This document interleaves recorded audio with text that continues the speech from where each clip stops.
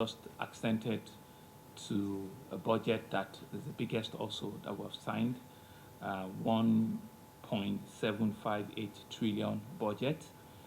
I'm truly excited, and you recall that we presented a 1.4 trillion budget to the House, which with Christine budget of consolidation, and with our interaction with the House, we had to take it up to 1,758,196,446,844, which comprises of a capital expenditure of 1,166,915,843,358 and recurrent expenditure of 591,280,803,486, which means that this budget is 66% capital and 34% recurring, in keeping with our tradition. This is also a very big one, and I think we deserve a round of applause. I think it's important for me to state the reason for the difference.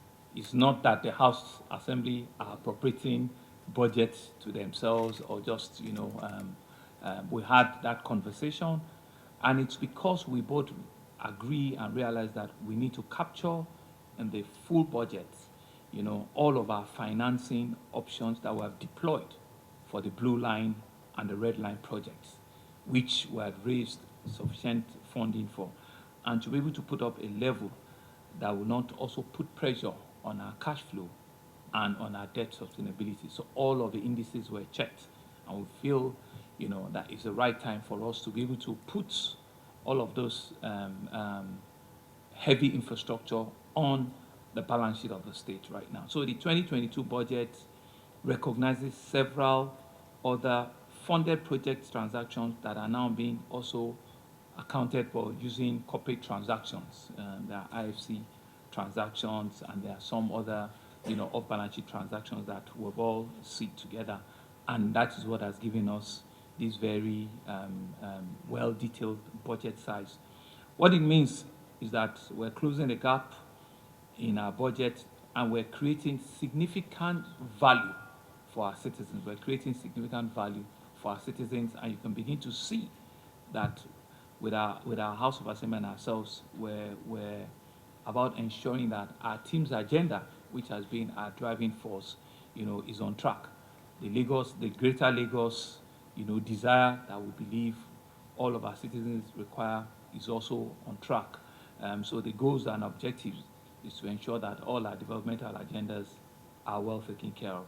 So once again, I want to thank the leadership of the Lagos State House of Assembly for continuing to work with the executive, independently and transparently. So thanks to Mr. Speaker and